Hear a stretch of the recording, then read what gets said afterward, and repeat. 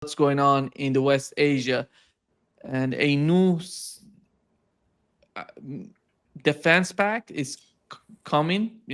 Turkey, together with Pakistan and Saudi Arabia, they have signed a new defense pact, and it means that an attack on one of them is going to be an attack on all of them. It means it said that, but the Erdogan said that it's going to be some sort of disagreement based on collective deterrence will contribute to advancing our security and defense cooperation, developing joint projects in defense industry, and combating terrorism.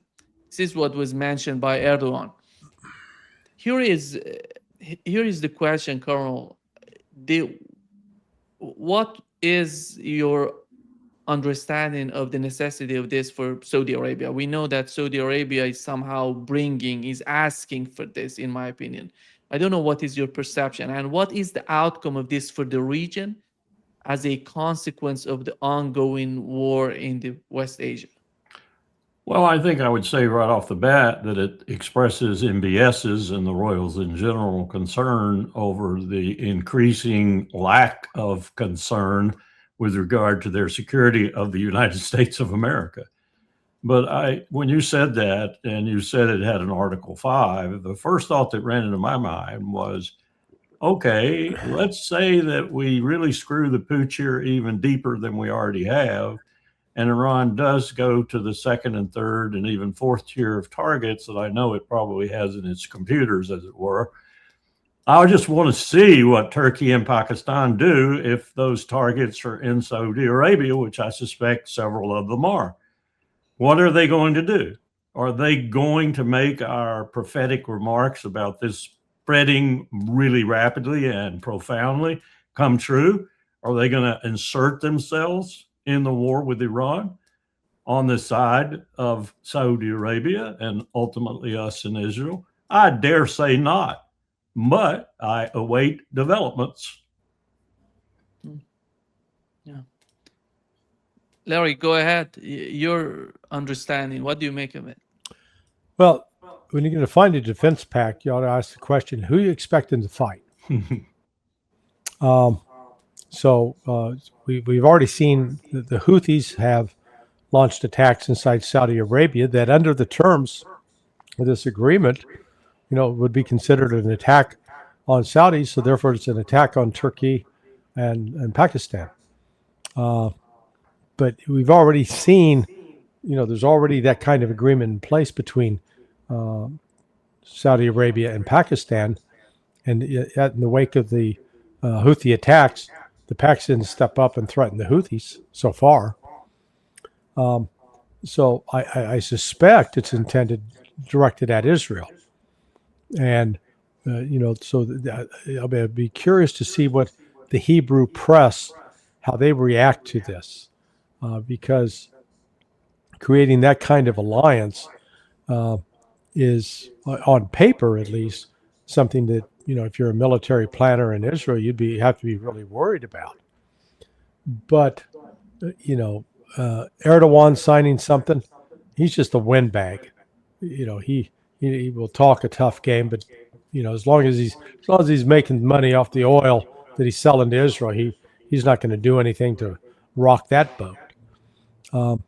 Pakistan sees itself, and I'm seeing this because of some of the intelligence that's being shared with me and Pepe. The Pakistanis sure have an inflated view of themselves.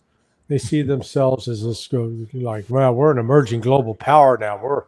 We're getting to play in the big chess game, and yet domestically, the Pakistanis got some real problems. And under this, let's say that Iran launches an attack on Prince Saud Air Base because Prince Saud Air Base is being used to launch strikes into Iran. Would that activate this treaty? Because the last thing Pakistan is going to do is attack Iran, given the majority or the substantial number. I'm not sure it's quite a majority, but it may be in Pakistan of Shia Muslims who are very supportive of Iran not antagonistic towards it. So this is, I think, as Colonel Wilkerson said, this is probably more directed at the United States, just to say, we're no longer having to suck on your hind tit. Colonel, if you were talking about these sort of pacts happening in the region before the war started, it was somehow delusional. And why do they need to do this? They have the American bases there. Saudi Arabia doesn't need to go that far. And right now, but when it happens, it means something for the region. It means that the region is trying to redefine itself. In this redefinition, in your opinion, what matters the most for the governments in the region? It's not like this hadn't happened before, Nima, and it has involved Turkey even. Remember this dispute between Qatar and Saudi Arabia, and the Turks actually put some troops into Qatar, as I recall. And that was solved eventually, and I think the troops have gone home. I imagine they have now, since Qatar's being hit too. So it's not as if it were new, and we had major discussions going on, we being the Pentagon, about a new security arrangement in the Gulf and what it might look like, and there were several proposals for it. The GCC was, I think, recognized by those who had a brain in the Pentagon, and I qualify that way because I'm not sure there's anyone in the Pentagon with a brain anymore. They've all been gotten rid of, but anyone with a brain could see the GCC was lackadaisical at best and even injurious at worst. So there was real work going on about how would you design a new security architecture for the region. This war of choice that Trump has started, I suppose, if anything was still going on, has thrown that into a cocked hat. And everyone's probably trying to figure out how this is going to settle out and what is going to be the U.S. role if it settles out inimical to a continued presence of the U.S. I mean, I would be thinking, or I know 06 or 05 on the Joint Staff, I'd be thinking seriously about, one, will we be there? And my answer would be, hypothetically at least, and growing more and more concrete, no. What do we want there then if we're not there? That would be conducive to our interests and more or less conform with those interests, and that we could maybe influence occasionally by offshore balancing, we used to call it. Although I'm not sure that strategy's got much health left in it after what Bradley Cooper has done with the naval forces that are now embarked in this campaign. Yesterday, I was being told the condition of the sailors on one of the carriers. I'm not exactly sure which one it was. I think it was Lincoln, but it's dismal. They don't have enough water to drink. They don't have enough food to eat. They're just miserable on that ship, which is testimony to surface warfare officers in the navies, attention to their troops, if you will. So, I don't know what's going on right now, but I do know there is sound strategic thinking and even operational thinking would be considering right now what kind of arrangement should we successfully get through this disaster that Trump has created, should replace us or be what we would be comfortable with in terms of security in the region. Because I don't think we can just totally say, okay, we're out of there and gone. I think we need something there, not unlike what we had before when we had the Shah and when we had Saddam to balance the Shah and such. Can't be anything like what it was in the past in terms of U.S. commitment, and no boots on the ground, period. There'd be no boots on the ground. In fact, I don't even mean combat boots necessarily. I mean all boots. I mean commercial and other boots, at least initially. I'm sure the contractors will go back in when Saudis need this or need that or whatever, if we have anything remaining that looks anything like the pre-Trump war Gulf. But it's got to be decided what we're going to do, and somebody's got to be thinking about that. We can't all be Hegseth and Trumps and be so stupid that we aren't even thinking about tomorrow and the next day. And you've got to be realistic about it. We're gone. We're gone. Well, let me just follow up on that. Particularly the condition in the Navy for both the sailors and the Marines. So I started getting emails from an angry, pissed off mother about 2 weeks ago. and she was sending me. She said, "Look," because I guess she had spoken to this reporter at the USA Today. That reporter had written an article in April. Now, the way the article was titled by the editors was, "Oh, the United States government suspending mail deliveries to sailors and Marines on board ships." But buried in that article is really about the crappy food. That I mean, and we're talking, this isn't about wanting to have a fine dining experience on board a ship, but at least something that's edible. And this mother, she was sending me the text messages that she'd had with her son, because she said he lost 30 pounds, and she sent the picture showing the kid when he got home. He was emaciated, and so that I'm thinking, well, this is one mother. Well, I'm in Chattanooga, Tennessee last weekend at the Robert Barnes conference, and they had the different sessions where the people get to come up and meet and chat with you. So I started chatting. This one woman came up, and we started talking, and somehow she just mentioned in passage that her son, who is a Marine, this other lady's son was a sailor, and he had been on the sailor was on the Tripoli, and this mother somehow that came up that her son had just come back from deployment. And I said, where was he? Oh, it was over, in the Boxer, I believe. And I said, well, I've heard some stories that the food situation isn't good. And she says, let me tell you. Now, here was another pissed off mother. And the same thing, the same story that I got from this other lady. They didn't know each other. So, so what was Hegseth's response to this? He made a show about a month or two ago, going out to one of the ships and eating in the officers' mess, and said, see, the food's just fine. Well, no shit. When officers eat first, and they're not down in the mess with the sailors and the Marines, yeah, they get a different level of service, and that cuts against the grain of everything that I was taught by my mentor and dear friend who is now deceased, Dick Gannon. Dick was a Marine 06. He'd commanded the 5th Marines, and he helped set up diplomatic security at state. But that's another story. But man, he drilled into me because he was my boss. I was his only employee. Okay, so I literally sat across the desk from him. My duty every morning was to get him a chocolate donut. But man, he taught me officers eat last. You've got a responsibility to care for those under your command. And man, this current crop of officers on board that ship, naval and Marine officers, they are dropping the ball. And that is reflected all the way up the chain of command to the top to Donald Trump. Just to add to that, Neiman, it's been my experience in some 40 years of working in the military and 12 years working directly with the Navy and the Marine Corps, that of all the services, the one that does the lousiest job of taking care of its enlisted men and its petty officers and so forth is the Navy.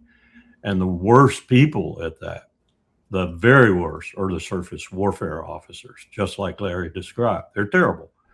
They're terrible. They're some of the worst leaders and worst troop morale builders in the services.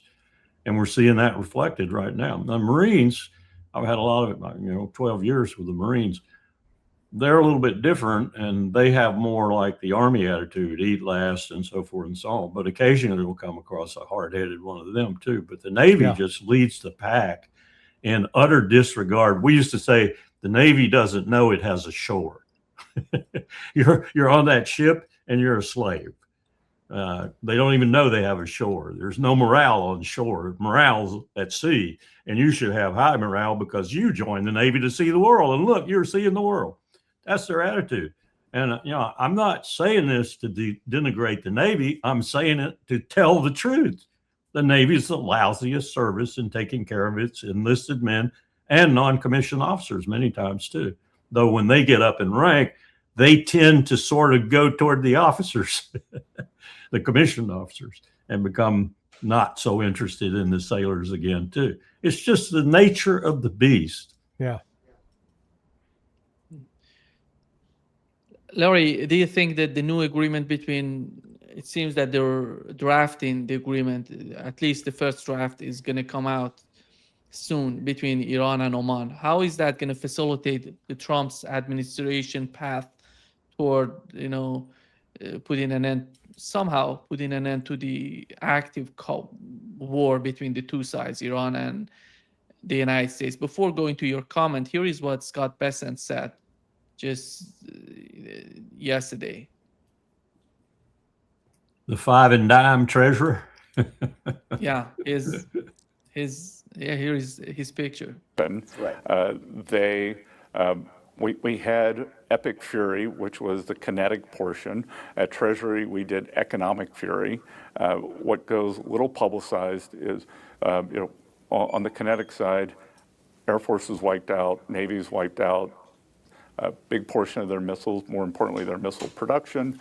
On the economic side, we have them by the throat, and they've got 150, 180% food inflation, not able to pay the troops. So I think shortly, maybe even today, tomorrow, we are going to see an agreement, 30, 60-day ceasefire, and Strait will be open. Energy prices should come down. Yeah, he's delusional. I mean, good God. Look at that admission of food prices, too. What kind of war are we fighting here? I know what kind of war we're fighting. We're killing everything in sight and starving people and everything else. Yeah. It's horrible what we're doing. It really is. Well, look, there has been a shift in U.S. policy, in the Trump administration policy. I got another, what I call indicator. The intelligence cat at Sitcom has been taken down. So let me try to explain what that means. Before the war started on the 28th of February, at the Central Command headquarters up here at MacDill Air Force Base, just north of me, they stood up a crisis action team. And the intel, you've got both the intel section, the J2, and then you've got the ops side. And but when you stand up, the intel's function is both providing warning, indicators of what could, threats emerging, etc., as well as providing target information, and activities on the other side. The fact that that's been taken down now, they've turned it off. The friend of mine sent me a note. He said one of his buddies is getting his first 4-day weekend since February 20th. So this is a guy that's been working, 12 on, 12 off for the last 6 months, which is just unbelievable. So the United States is not posturing up right. We're not seeing the movements that you should see on the planning side and the intel side that would indicate an impending military action by the United States. So then you need to step back and say, okay, what has scared Trump and Bessent? What has scared them off? Is it the shortage of the weapons? Perhaps. Is it the economic crisis that developed with Japan, where Bessent had to basically sell off all the U.S. supply of European currency in order to save, just a short-term measure to try to save Japan, but it's not going to last. But anyway, something has caused the United States to shift its operational focus, and Trump is not, he's not sending out tweets. Now, as soon as I say this, he'll prove me a liar, but we're not seeing his true social post threatening to end the civilization in Iran every other day. So I think the United States now is seriously trying to disengage, to get out of this, and to get the oil and other commodities moving, or at least create the potential for ships to move in and out. Even if the ships can move in and out, and I wrote about this last night on Sonar 21, there is so much structural damage to the oil and gas infrastructure throughout the region that it may be not only months, it may be years before some of that is repaired, particularly in the gas fields in Qatar, Ras Laffan. So this is we're in some deep economic trouble, and that may be one of the things that's driving Trump to do this. And just to add to that, Nima, yesterday I also heard that the combatant commanders, particularly Alexis Grinkowicz in Europe, had weighed in again with the chairman about the depletion of munitions. And it's a complete list now of exactly where we are in each of the combatant commands, AFRICOM, EUCOM, and INDOPACOM in particular. And it is a look at what the time schedule would be and the cost. And the cost shocked the bedoodle out of them because they thought they already had that covered with all these supplements that Hegseth has been asking for without really knowing why he was doing it, I think. And the Congress has been granting and will continue to grant, apparently, in the new NDAA, isn't going to cover it. Now, that assumes that Lockheed and RTX and Grumman and Boeing and all the rest of them are going to charge an arm and a leg again, which I assure you they will.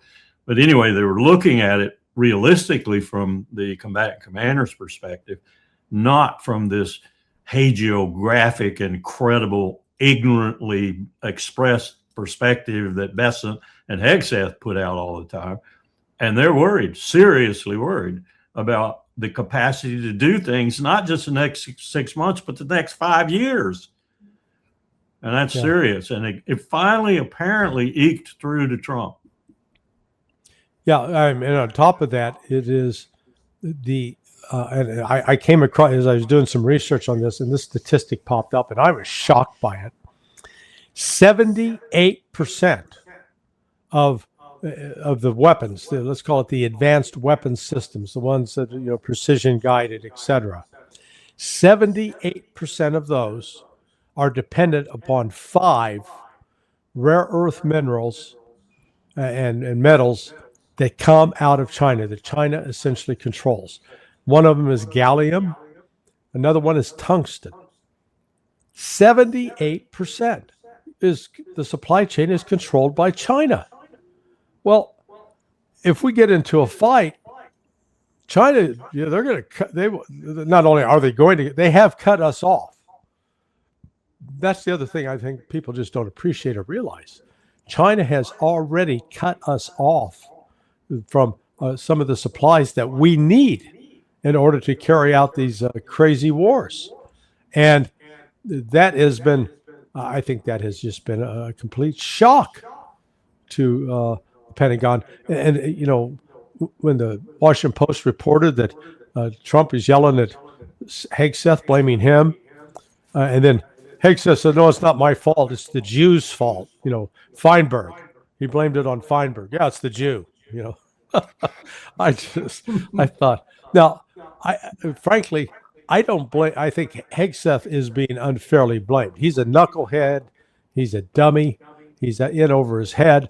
But he's not the one that came up with this system and said, "Hey, let's build these particular weapons and let's make sure we source them that is dependent upon imports from China." That predates Hegseth. Hell, that even predates Trump. But we've now got that problem, and it ain't going away.